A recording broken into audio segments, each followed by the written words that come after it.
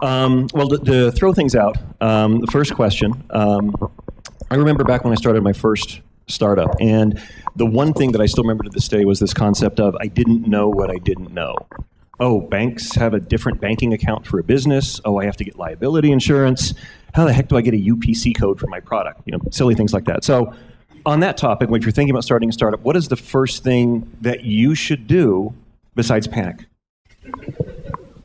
Toss up. Anyone who wants to jump in.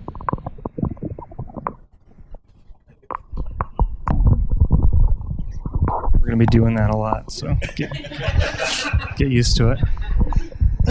I want to echo what I didn't catch your name, but WildWorks CEO said the first thing you need to do is find not just the right team, but the best team of people who complement your skill set, who are willing to challenge you and your theses, and are willing to buoy you up when life sucks, because it definitely will a lot of the time for your first year or two.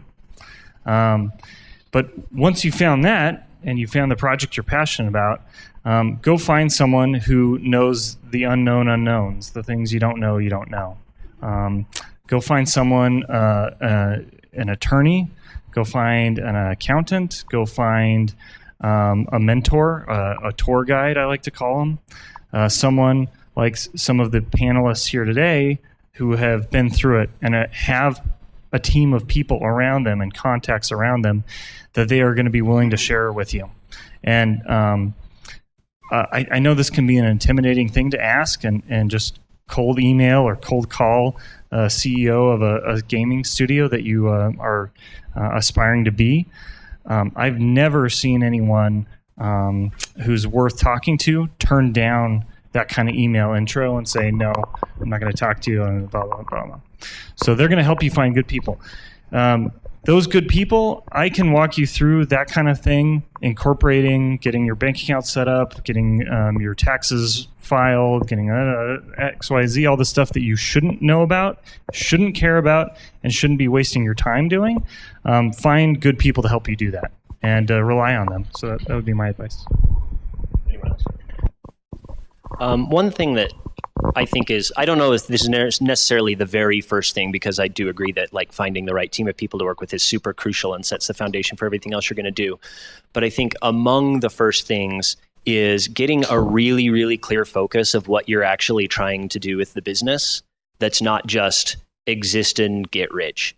Like even if you're trying to make video games, which I imagine is what most of us are here to talk about, I don't personally know that it's enough to just say, I want to make video games and make money with them. It's like, I think you want to know, what type of video games do you want to make? What type of audience do you want to be interacting with? What type of team do you want to have? Not just in terms of the talent, but the studio culture, because so much of that goes into your games.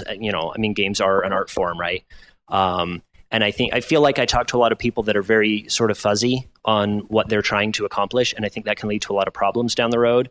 If you have real clarity about your goals, I think that can help a ton with making the zillion daily decisions that you're going to make over the life of the whole business. I completely agree with that. And I would say if you're starting with a group, you better all agree. You better all have the same idea of why you're there and what you're trying to accomplish. All right. Next question. Before I got into video games, I was going to be a lawyer. And for those of you that know me, some of that debate notion probably still carries over a little bit, too much. When you're starting up a company, what do you want a lawyer and an accountant for? Thinking, of course, hey, these aren't evil people, they're actually beneficial. So why do you want to reach out to these guys when you're starting it? That seems like a reach. Okay. I can jump in on some of that, because I can go back to just starting this place with my brother. So I've got an MBA, so I've taken some business classes. But there is, Steven said it best, there's a lot of things you just don't need to spend your time figuring out. And you're never going to be as much of an expert as an accountant and a lawyer are. And as much as people rag on them for stuff, if you find a good startup lawyer and a good accountant, they'll take care of everything. So when it comes time to tax season, I'm trying to actually focus on running my business. I'm not sitting there trying to figure out, okay, I need this form and that form. And he just sends me an email. I give it to him. It's done. It's sent in. He minimizes or maximizes all my deductions, that kind of stuff. So they seem like they might be a lot of money, but I guarantee in productivity costs and everything else, they are saving you a ton of money and just peace of mind that you're getting stuff done right. I've also seen I went to, I got my MBA at Stanford, so I've got a lot of classmates that have all done startups and everything. I've seen a lot of them blow up over partner disagreements and legal contracts that weren't done and tight and solid, and just for other things with vendors that fall through. So have somebody who's actually looking those over. You may think it sounds good and all that, and they're going to point out 10 things that you're missing in that area.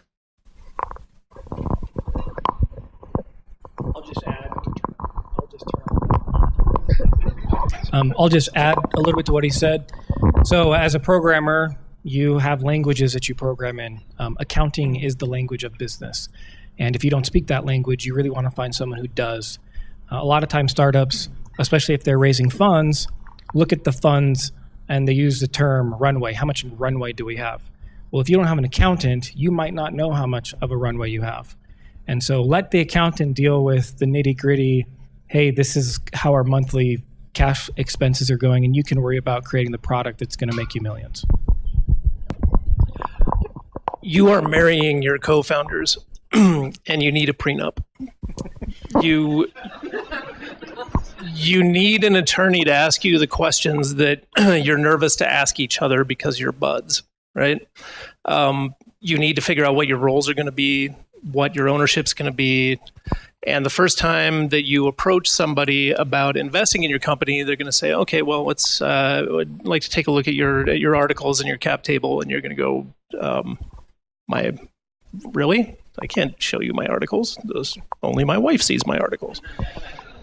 There's some foundational documents that you need to put together right, because it will look very amateurish if they aren't put together right.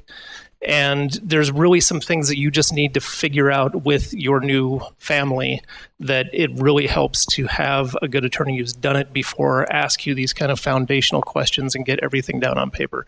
As I think everybody up here has said, that's what kills a lot of companies in their first year, is not, failure to find traction or product or anything like that. It's things that just should have been documented on day one and weren't. Yeah, to add to that, my second business was a partnership that went foul that way. As the money came in, we didn't have enough stuff documented, therefore problems, and then getting someone in hindsight to go back and sign the documents and agree to percentages and how things get paid out and stuff. That just doesn't happen. Pain in the butt. So I completely agree with everything that Clark just stated. Anyone else on this topic?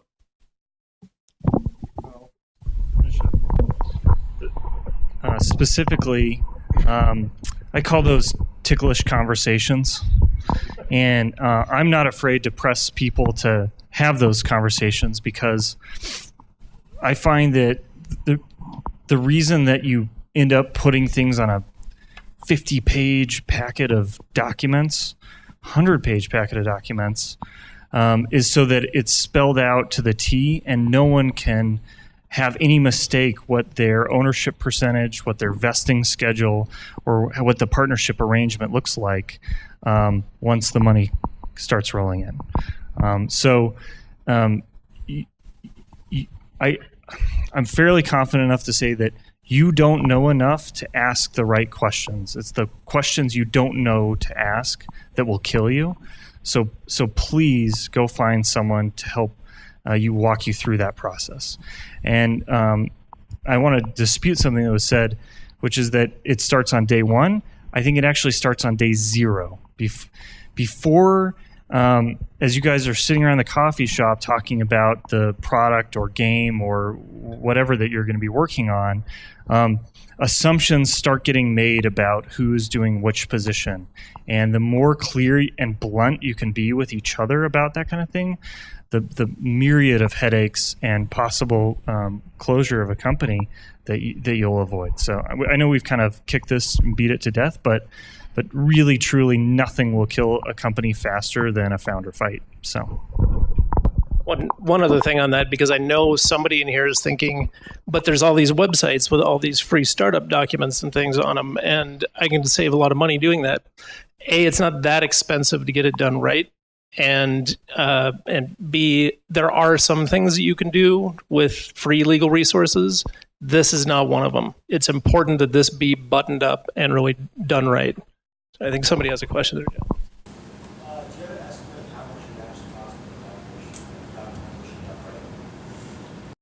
I'll tell you how much I charge. Our law firm, I work with startups exclusively, and we are able to charge next to nothing, I think, to get the document started. I'm not avoiding your question. I will answer it. I just want to give an explanation. And the reason we do that is our law firm wants to grow with you. We're not the only law firm in town that does this. I definitely encourage people to go out and shop around.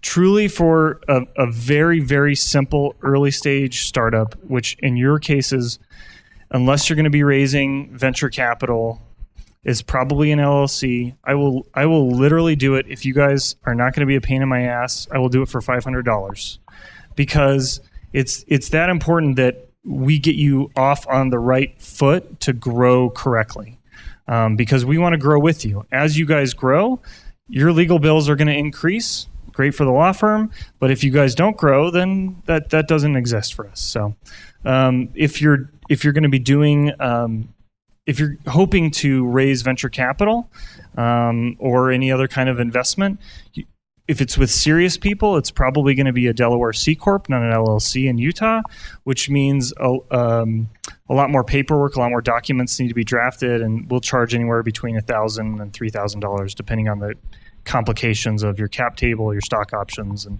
how complicated you want to get it. I help people do LLCs for that small amount because I really, really want to see them start correctly. I really don't care. I lose money for the law firm every day, every day, because we want to see them grow correctly. And again, I say we're not the only shop in town that does this. I happen to think we're the best, but yeah. He had a follow-up.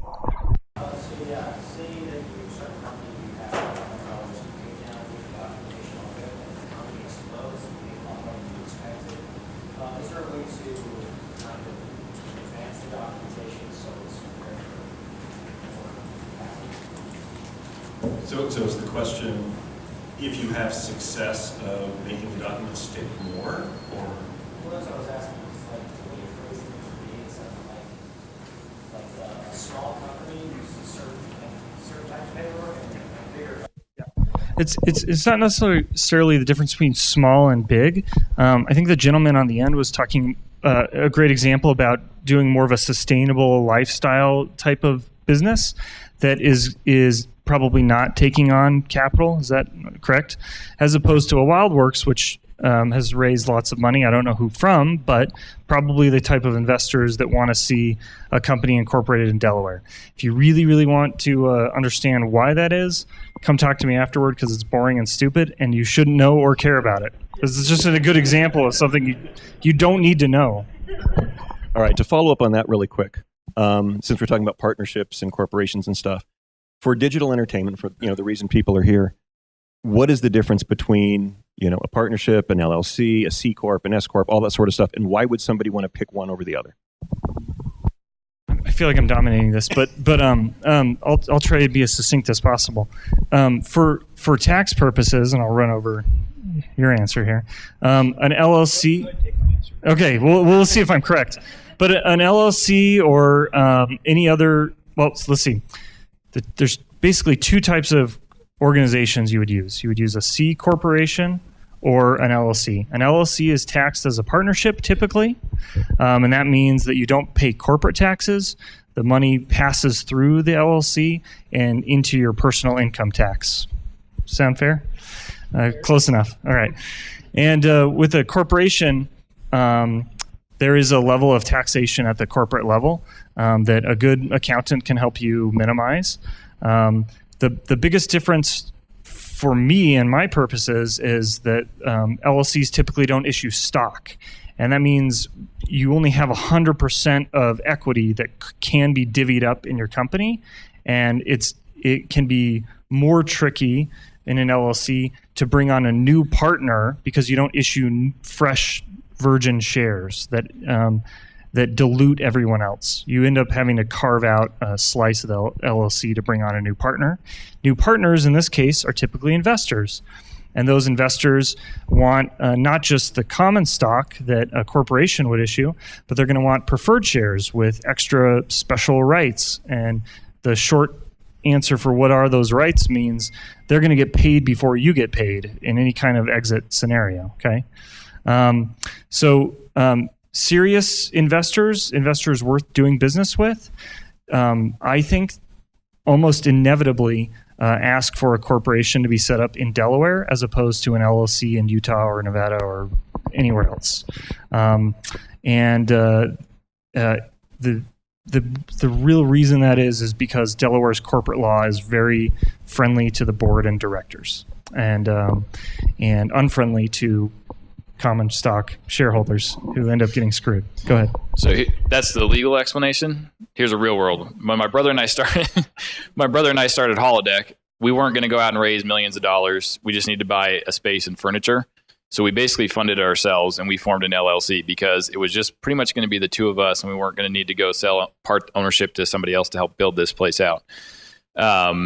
Take Homey, for example. That's a company that we want to go national with. We know we're going to have to raise millions upon millions of dollars to make sure that we can expand. And in that case, you need to be a corporation for what Stephen's talking about, so you can issue shares in a much easier way, and you can get a lot more people. You can expand your cap table and stuff like that. So the point is, when you're going back to how do you set it up in the beginning versus down the road, if you explode overnight and you thought you were going to be just working with your brother or something like that, you're going to go see Stephen again. He's going to probably switch you from an LLC and you're going to be a corporation. But if you think you're just going to stay an LLC, he's going to set you up like that in the beginning. So that's what, if I had come to him and said, hey, I want to start this co-working space, we're going to invest a few $100,000 between the two of us, that's it.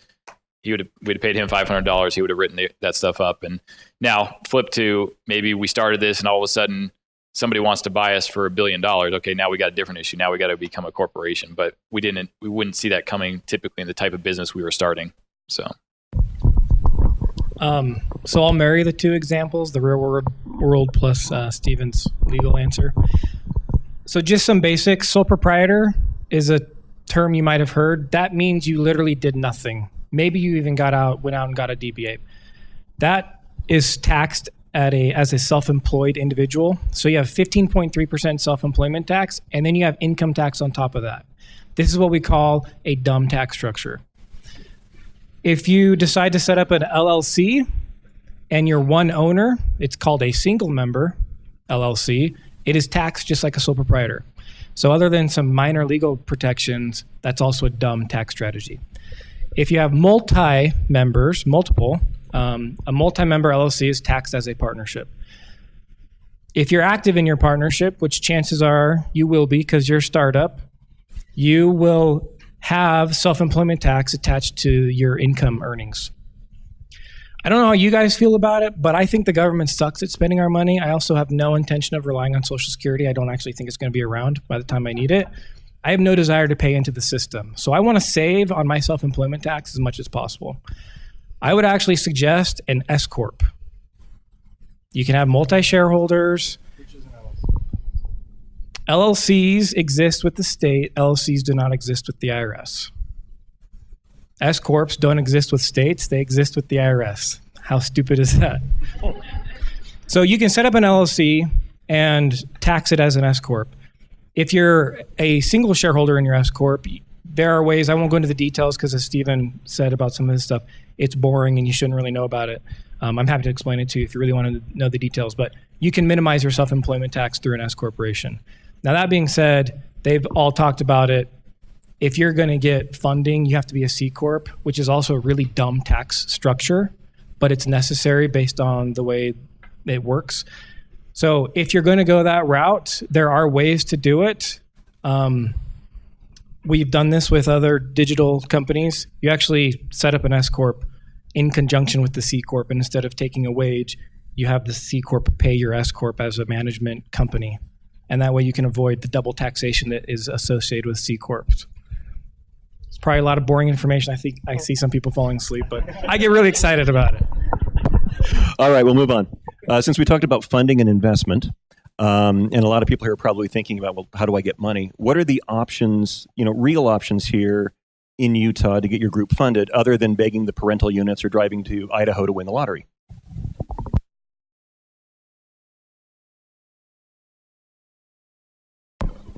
Well, so we go through all the different types of funding. Obviously, there's debt. So if you're going to be small, maybe you can get something from a local bank. But if you're going to go bigger and you want equity, there's seed stage funds. And again, if you're working with a good startup lawyer, they are going to know all of them that are in Utah. So for Homey, we had Peak Ventures, and they're typically companies who are going to invest just a few $100,000 to get a company going. They're not going to go all in yet. And then as you move up, you go to bigger investment firms that are going to write $1 million checks, and then you get bigger, and they're going to be bigger multi-million-dollar checks, and that's called Series A, Series B, Series D. Every time you raise money past your seed, you just add the next letter of the alphabet to it. And ideally, they're getting bigger. They should be.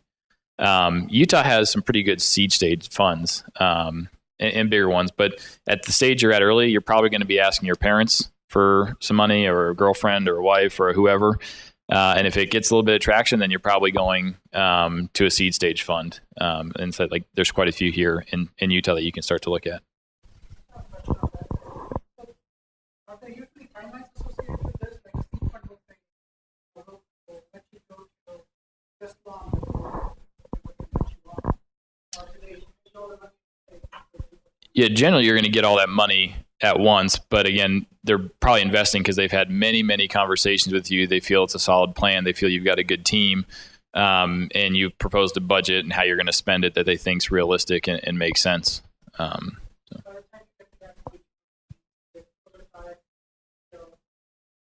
Yeah, it depends. I mean, if you're good enough to sell vaporware, I guess Josh James had like $1 billion in funding off Domo and didn't tell anybody what it really was.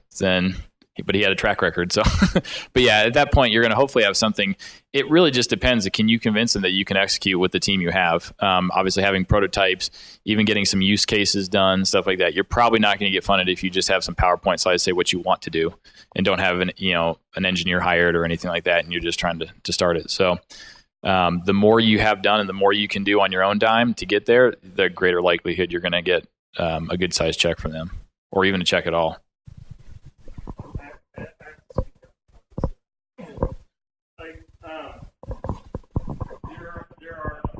There are, from my count, 4 seed stage funds in Utah. Okay, there's Peak Ventures, Kickstart, Peterson, and Royal Street. There are a couple of other funds that say they do seed deals, but they rarely, if ever, do. And I'll repeat the question, which was basically what are seed funds looking for to throw money at something? Look at the deals that those 4 funds have done. They have, I don't think, ever funded a video game or a digital arts company that I know of. And I actually asked a couple of friends about this as well. I was like, can that really be true?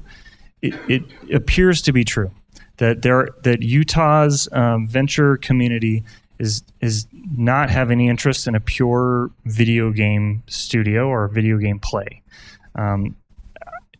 The A funds and growth funds are a little less, they care a little bit less about what type of company you are. They just need to see revenue growth and a big market. But the sad news is that although we have all the talent in the world in Utah for video game design, production, and distribution, there does not seem to be a lot of dollars looking to fund it. And if you can think of a venture fund in Utah that has funded a video game company. Exactly. So there was another option that needs to be mentioned. There's what we call family and friends, which is like, borrowing from your ex-girlfriend or whoever. I've seen that. Yeah. I've seen that. Are you sure you want to do that? Yeah. There's that sort of tier of funding, and then there's a tier of funding of rich individuals who very generously call themselves angels. I work with a lot of them in Utah. I have seen their investment thesis meaning the kind of companies they invest in, is all over the map. And from my perspective, it's typically based on the individual who's in front of them presenting it. If they're impressed with them, they might go out on a limb and invest in something that they've never invested in before, like a video game studio. You've probably heard this a lot. Video games are not great investments from a perspective of a venture capitalist or someone involved in an equity investment. Because they're viewed as hits, right? Nobody knows if your game is going to be a hit. At least that's the perception. Unless you have a real strong track record of hits after hits after hits, there's a perception that a video game, you do the best you can, you throw it against the wall and see if it sticks. And there's no way to sort of hedge your bets or sort of test out the market slowly the way that a homie would do by going out and interviewing lots of people, working with a few early customers and beta testing and kind of growing slowly. You build your game, you throw it up on Steam or whatever platform, and you see if it works. And unfortunately, unless you design your game or your content in a way that can slowly grow with your user base, it's really, really hard to show whether or not you're going to have a hit. And so my real bummer, bad news, I'm totally throwing cold water over everybody I know, is that it's really, really hard to raise money in Utah. Homie struggled. They did. They pitched everyone in town. It took them way longer than it should have. They have a phenomenal founding team. They have a phenomenal product, and it was still hard. Getting that next level would be pitching something that they've never invested in before, like a video game, as opposed to a product like Homie. It will be very, very difficult, so difficult that I would not waste my time emailing venture funds at this stage. If you know angel investors or you can open the door to some of them, that might be a better route. So, major bummer, but I would really like to hear sort of the counterpoint. I'm going to be the counterpoint for that. So, pitching in investment is storytelling. And storytelling means you start with a good hook. How many people here worked on Infinity? Well, guess what? Your story is that you were members of the billion-dollar selling Infinity team, and that now you're forming a new company with a new thesis, or multiple new companies with a new thesis. You've got the beginnings of a hook there. You're not starting from scratch, right? You do have something of a track record. There are angels specific to the games industry, not a lot of them located in Utah, but they are specific to the games industry, and they are looking at Utah.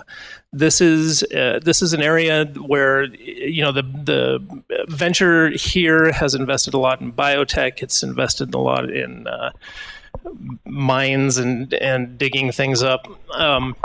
It has not invested a lot in digital media, but we have attracted the attention of a lot of investors that do, and a lot of them that have become interested in, they didn't know that Disney Infinity was here. They didn't know that EA had a studio here, that Animal Jam was here, that these things, and they find out and they start saying, well, we're sending a guy out to go to this extractive industries conference. Maybe we should send our digital media guy out too, and see if there's some meetings they could take. This is what UDEN is trying to do: is connect those people to you, and to create some networking opportunities where we can make those introductions, because we want to see that capital coming in here. I think Stephen's right. There's not, you can't look at a fund here in Utah that is specialized in this, but venture funds, even the ones here, they don't fund products per se. They fund founders and companies. And if those founders and companies come with a good hook to their story, then you will intrigue them. And yeah, it's video games, and yeah, you're going to have something to overcome there. But if you come with, hey, we have a target market that we've identified as underserved. We are the only team that can do this. Look what we did before.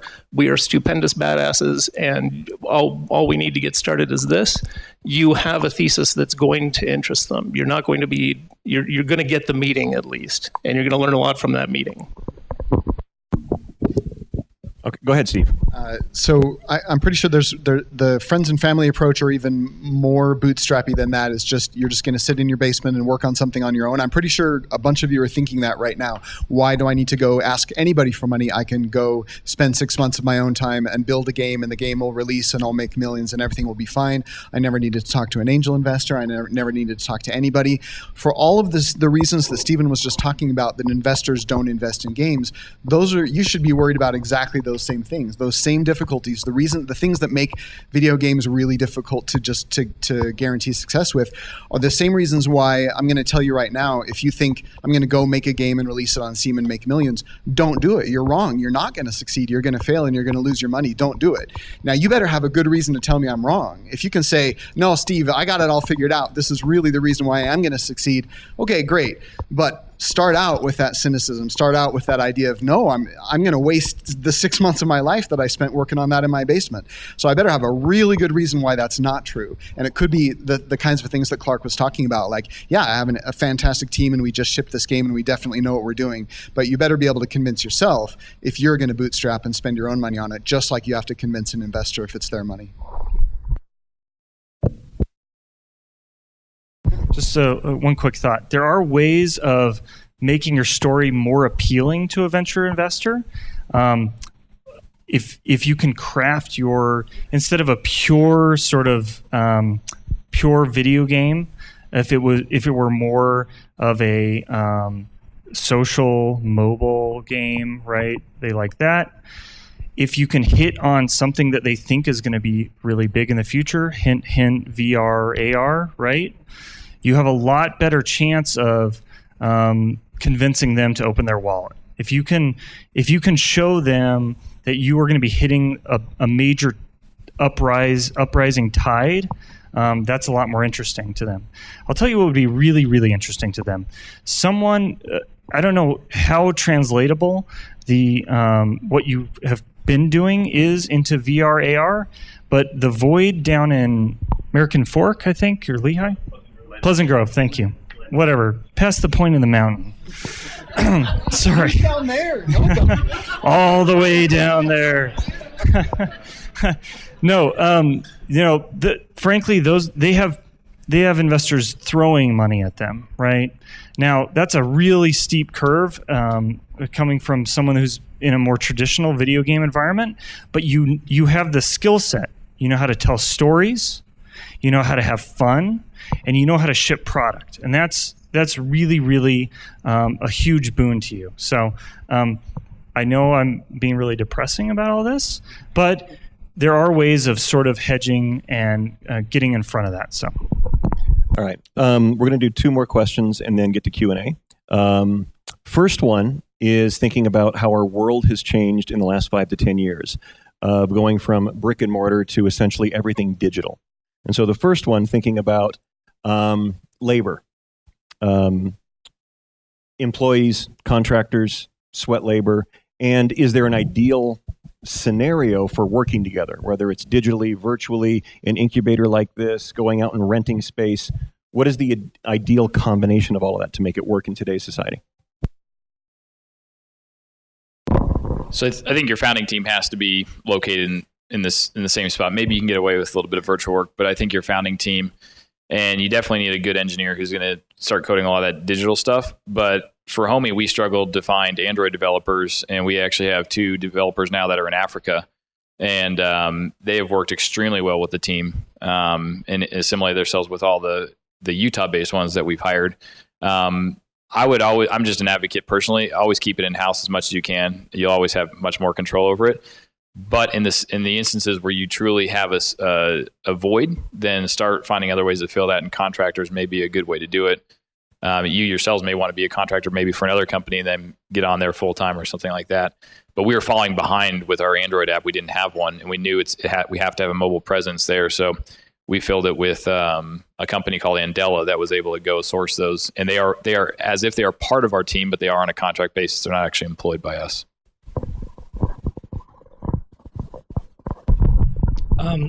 There's an underlying assumption to his question, which is you have started a company and you might have the need for a contractor, because if you're founders and you haven't raised money yet, then you are working sweat equity. That's what you do. When you're bringing on someone, as he was saying, contractors is probably going to be the first way you go because you might not have enough cash flow to support a full-time employee. Plus, it's a good opportunity to trial run people, give them a project. If they don't work, you're not on the hook for anything. If they do work out, then you could potentially offer them a full-time job. I would recommend if you're bringing on someone outside from the founding team, don't do sweat equity.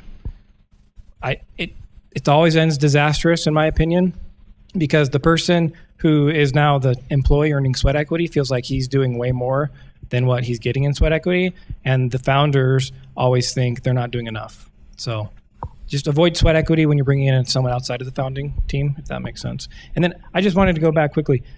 If you're a set of friends and family when you're raising money, look into Utah Micro Enterprise Loan Fund. They will give up to $25,000 as a loan. It's a nonprofit. It's a lot less stringent than a normal standard bank loan. Thank you. They raised it to 50. And also able lending online. So you're starting up and you need money, whatever. And if you go to a bank, banks tend to be conservative in their practice of lending. So you plan a growth strategy, and it's cool that you say, okay, the bank can be a part of my growth strategy, but they want to be a small part. Jeff, can you So the next.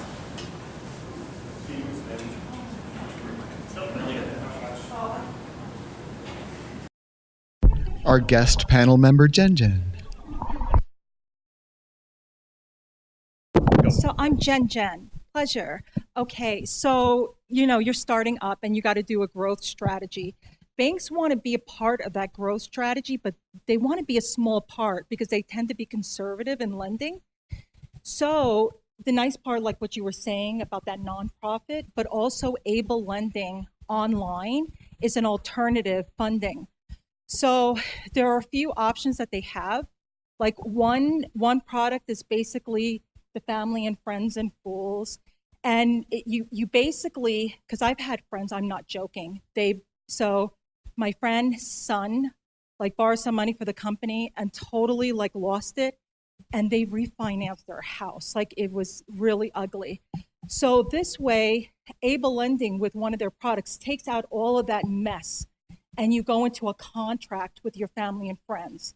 Another product that they have is if in the past year you made $50,000, I was short by $20,000. But if you made $50,000, then they'll do a second product where you have to raise only 25% of your ask, and they'll put in 75. That's really good. So to me, I always try to figure out what is my real need? What is my real need? Because I learned that the hard way when I said, oh, this is what we need right now. And then I came back again with my little paws out.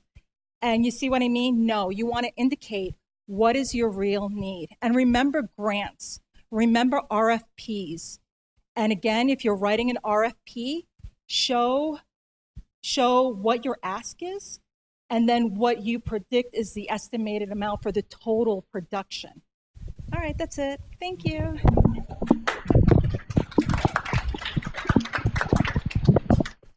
All right, on the basis of time, last question, we'll start down with Josh. For anyone thinking of starting a new company, what's your top recommendation? What's your top advice that you want to impart on everybody here? Gird your loins for emotional roller coaster. So I mentioned in my introduction that we just launched our first game on Tuesday. I'm kind of a pessimist by nature, so I didn't come into that launch expecting that we were going to make millions of dollars overnight or make some huge splash. I actually came into that launch expecting that we were going to be a little bit on the disappointed side, and it was going to be the beginning of a long, slow climb up towards something that you could sort of squint just right, and it might start to look like success a year down the road. And we're actually at about half of that estimate right now. So it's more disappointing than I was even ready for. But 2 weeks ago, so that's the shitty side, right? But then 2 weeks ago, we finished the final build and we went through final testing and we got Our final release candidate was all ready to go, and I played through the whole thing, and it was super awesome. Like, holy crap, look at this thing we made. It's the best. Everybody's going to love it. When you're going in the span of a few weeks or even a few days, or in some cases a few hours, from this is the best thing ever and I have no regrets, to, oh my God, I've ruined my entire life and career, back to this is the best thing ever and I have no regrets, and I totally don't remember that emotional disaster I had just an hour ago. That's more challenging than any experience that I ever had working in a studio. And, had challenging studios, some of you have probably experienced really heavy crunch time or things like that, which are really tough. This whole experience, I've been doing this as a full-time indie for 3 years. And this whole experience over this last 3 years has been, both better and worse than my 9 years in studios before that. It's just a crazy emotional roller coaster. And if you don't have a good way to manage it, I think you really can run the risk of burning yourself out. I think this is why, or at least this is part of the benefit for these other guys talking about how important it is to have a really good team around you. A really good team can help you, manage the really crappy bits and not totally, despair and flame out. And can also help bring you down to earth a little bit when the really good things happen, so you don't just totally run off and think, oh, we've made it, and you haven't actually made it yet. But also people outside of your founding team, whether it's your friends and family, whether it's a community like this community, this kind of stuff helps enormously. You just have to have some kind of emotional foundation, I think. That's advice. Mine would tie into that, and it's make sure you are passionate about what you're doing, and it's not just because you think you can make $1 million at it one day. And it's for that exact reason. In almost the past year that with Homie, I've had days where I've been just exhausted and stressed out, and our signs are breaking and people's yards because of windstorms, and people don't want to use this and that on the website. And you're like, this is the worst idea ever. I'm making no money. And I'm stressed out, working harder than I ever have. But then you have those great days and you really start to remember why you're doing that. And you're like, you see a family that was underwater, but you saved them $18,000 in commissions from an agent. They could get out from under a home. And you're like, okay, that's what we're doing here. We're actually changing people's lives. We're helping them, save an immense amount of money that they can do all sorts of things with, put kids through college, get out of an underwater home, something like that. So you have to be able to go back to that core of like, I know that what I'm doing is good and it energizes me and I'm passionate about it. And then lastly, have patience, because you have the vision of what it's going to be. And it seems like you are crawling there, because every day there's like a million things you want to code. And then you realize there is only so many fingers on everybody's hands and as fast as they can type to develop stuff. So even with Homie, we've made great strides and we feel like we've just barely cracked what we want to get into. So just have that patience that you're going to get there eventually, because I have seen in other startups where they do get to that point. You're like, wow, this is amazing. I think everybody's covered all of my number one things already, but I'll just say ask for help, because people who have been there and done that really should be more than willing to help you realize this. And if your product underperforms and you're working for a big company, it probably means that you're out of a job or your team's out of a job. If that happens in your own company, that's a graduate degree in entrepreneurship. That is an unqualified success. It is, because you will learn more from the failures and the underperforms than you will from, instant hit status, and you'll get there. So, I was just thinking back when I actually was part of a partnership where I had a deadweight partner, and we didn't do all the stuff we talked about earlier. And so when I started my company, I only had 50 clients, and this year, we did like 2,000 tax returns. And that happened because we just did the next step. Most business owners, myself included, we have no idea what we're doing. We're not any different than any of you. You just, as was mentioned earlier, know where you want the business to go, what you want your video game or your product to do, but then just stare at each step and look at the next step and just focus on that. And treat that as a success. That you can actually minimize some of that emotional roller coaster he was talking about if you treat each step as a success and celebrate that success along the way. And then just, of course, from my background, you should know that the IRS does not care about you. I know. If you end up getting in trouble, you can't say, I didn't know that as an excuse. So get a good team. get good team members on board. If that includes outsourced accountants of some sort, do that. So I'll give you a very video game design centered answer. If what you're thinking is I'm going to put a team together and make a game and it's going to be awesome and people are going to buy it, then you must answer this question, which is, why does anyone care about my game before they play it? You must answer that question. It's the single most important thing that you can do when you're designing a game. Why does anyone care about my game before they play it? The answer can't be because it's fun, because they haven't played it yet. And the answer can't be because a reviewer told them about it, because why is the reviewer going to play it? So